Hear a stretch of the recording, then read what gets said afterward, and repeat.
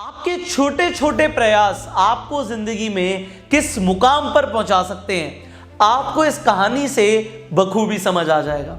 ये कहानी है गौतम बुद्ध के एक शिष्य के बारे में जिसका नाम होता है आनंद। और आनंद और गौतम बुद्ध एक बार एक सफर पर निकलते हैं जहां पर उन्हें एक जंगल पार करके एक गांव पर पहुंचना होता है। अब वो सुबह से निकले होते हैं और सुबह से हो जाती है अब शाम।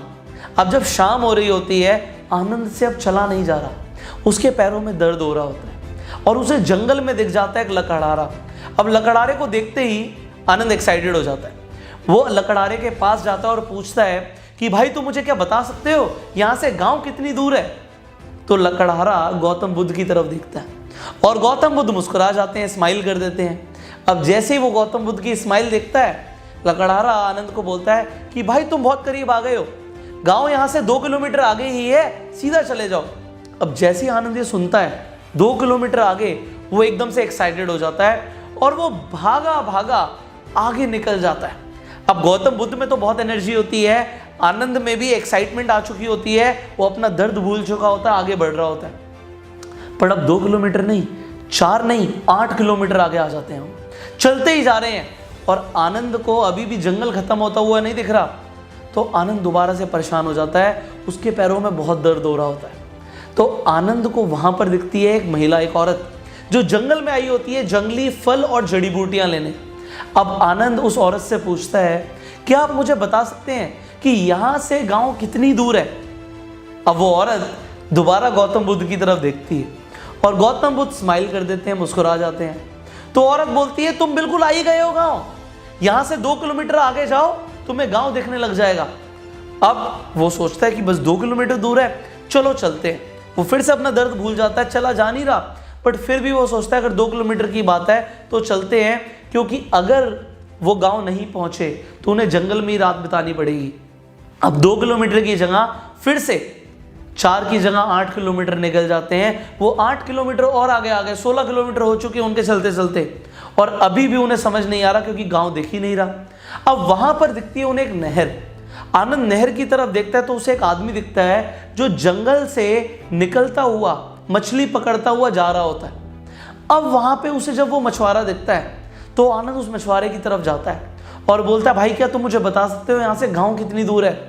अब वो मछुआरा दोबारा गौतम बुद्ध की तरफ देखता है, गौतम बुद्ध मुस्कुरा जाते हैं। इस बार आनंद भी देख लेता है कि गौतम बुद्ध मुस्कुरा रहे हैं, जरूर कोई बात है।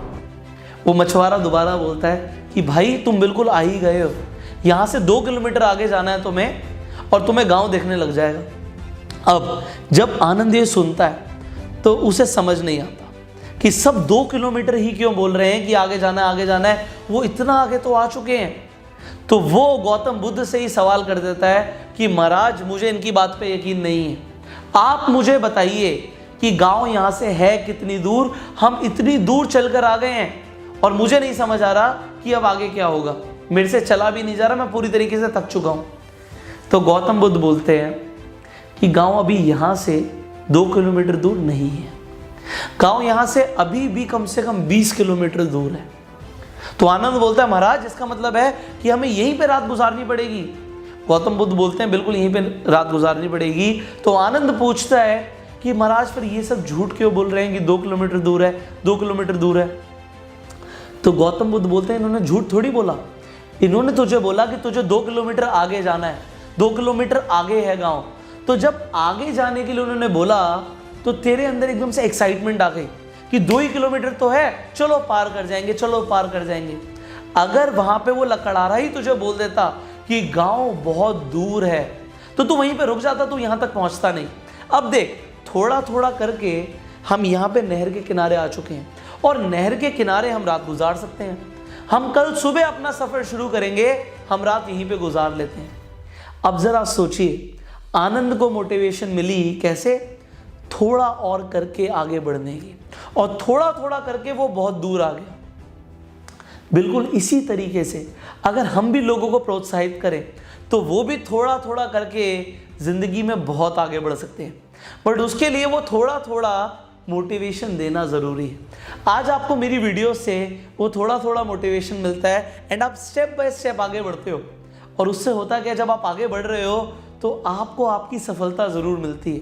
बट हमारे आसपास पॉजिटिव एंकरेजर्स कम है, टांग खींचने वाले नेगेटिव लोग ज्यादा हैं, जो बोलते हैं कि तेरे से नहीं हो पाएगा।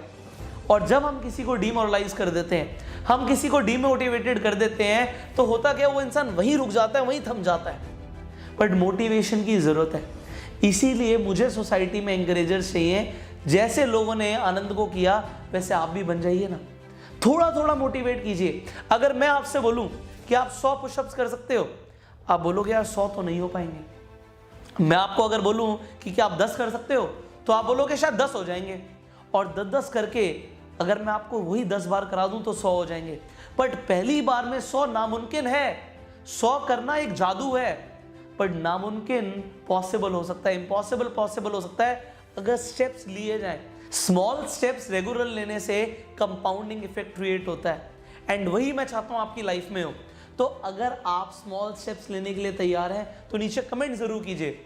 और अगर आप इस चीज के लिए भी तैयार हैं कि आप किसी की लाइफ में एंकरेजर बनेंगे, do comment below, yes sir, we will take small steps and we will become एंकरेजर।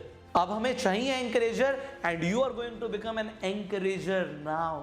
So become an encourager. अगर आपको वीडियो अच्छी लगी जल्दी से लाइक कर दीजिए, शेयर कीजिए, सो दैट और लोग भी स्टेप्स लें, रुके ना, और वो भी एंकरेजर बने। अगर आप इस चैनल पे पहली बार आए, सब्सक्राइब जरूर कीजिए, नोटिफिकेशन बेल पे क्लिक कीजिए कि ऐसे एक भी वीडियो आप मिस ना करें।